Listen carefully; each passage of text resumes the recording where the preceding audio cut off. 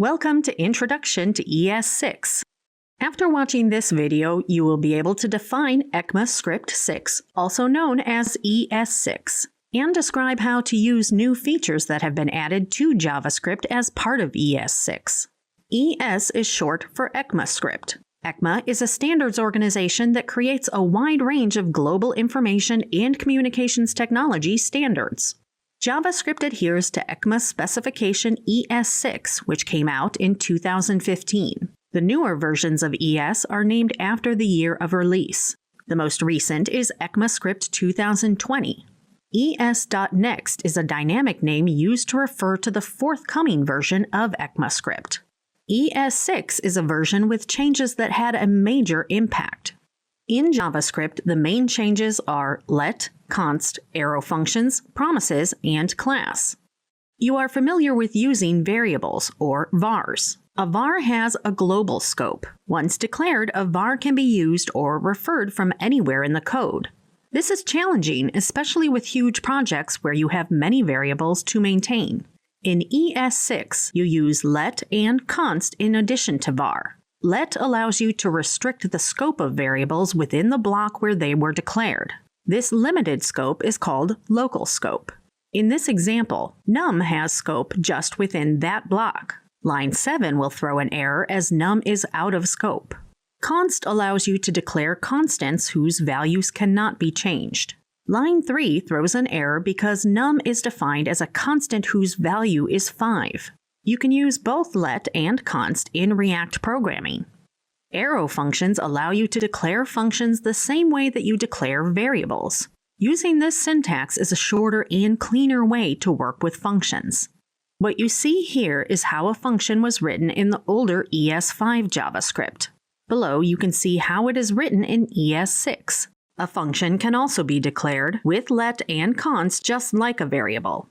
This function does not take any parameters and has only one statement.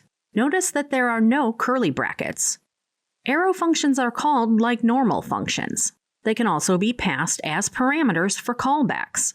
Here, the arrow function sayHello is passed as a callback parameter to setTimeout. Arrow functions also take parameters like normal functions. They can return a data type or an object. Here you can see a function that takes one parameter. The function brackets are not mandatory. There is only one line of code, but because the code returns a value, it must be in curly brackets.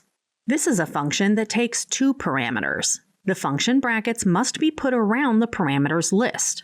This function also has just one line of code and returns nothing, so it does not need curly brackets. This is a function that takes two parameters and returns one value. And this is a function that takes two parameters and has two lines of code. The promise object represents the eventual completion of an asynchronous operation and its return value. When you invoke an asynchronous operation, a promise is in a pending state. When the operation executes successfully, the promise is said to be fulfilled. When the operation fails, the promise is said to be rejected. In the first example, you have an arrow function promise argument, which takes two parameters, resolve and reject. If the current time in milliseconds is divisible by 2, this arrow function invokes resolve with success as a parameter. If not, it invokes reject with failed as a parameter. This function is passed to the constructor of the promise object. In the second example, instead of defining promise argument separately, the function is directly passed as an argument to the promise constructor. The behavior in both cases is identical. Object-oriented programming was made feasible in JavaScript with the introduction of class. Class is a template or blueprint for creating objects. Classes in JavaScript are built on prototypes. Prototype is a property of all JavaScript objects, including functions.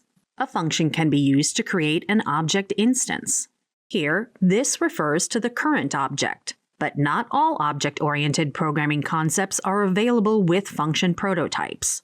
The concept of class was built on the premise of function prototype to extend object-oriented programming to JavaScript.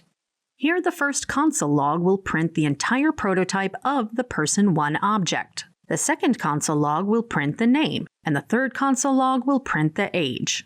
Class can have a constructor, which is a method that is called when you want to create an object of class. The body of the class is the part that is in curly brackets. Here, rectangle is the general class. All rectangles have some height and width, which are the properties. When you create a rectangle object, you pass the height and width as parameters to the constructor. MyRectangle is an object constructed with the rectangle class. In this example, an object of the class can be created using the new keyword. The properties are set to the current object that is being created using this as the keyword. Rectangle is the blueprint. The keyword helps to set the properties for the MyRectangle object. In JavaScript ES6, a class can inherit from another class. The subclass is the class being inherited by the superclass. The subclass inherits all the attributes and methods of the superclass.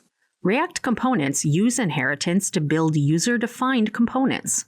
The subclass has a special privilege to call the superclass constructor with the super method call. In this video, you learned that new features that were introduced in JavaScript as part of ES6 are let, const, arrow functions, promise, and class. You can create different types of arrow functions depending on the parameters, return values, and lines of code.